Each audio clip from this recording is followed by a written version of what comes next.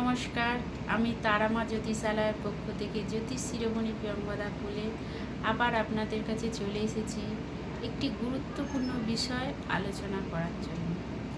আপনারা অনেকেই প্রেমে বাধা পান, প্রেমে অসফল হন, আপনাদের প্রেম টেকে না বেশি দিন। সেই জন্য আপনারা একটু দুশ্চিন্তায় থাকেন, মন মেজাজ খারাপ থাকে। প্রেমে বারবার অসফলতা, প্রেম ভেঙে যাওয়ার জন্যে আপনাদের আগে কুণ্ডলিটা বিচার করতে হবে যে কেন এটা হচ্ছে।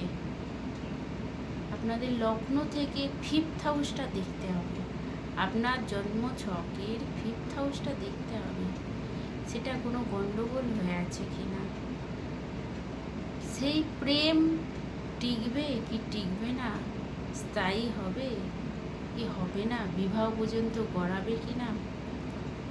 5th 3rd হাউসটা দেখতে হবে।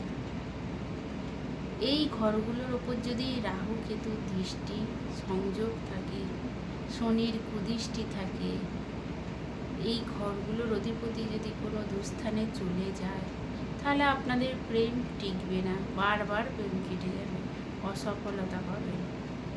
এগুলো জানার জন্যে আপনাদের অবশ্যই কুণ্ডলী বিচার করতে হবে। তো কুণ্ডলী যদি বিচার করতে চান আমার কাছে আসুন। আমার ফোন নাম্বার 8910499693।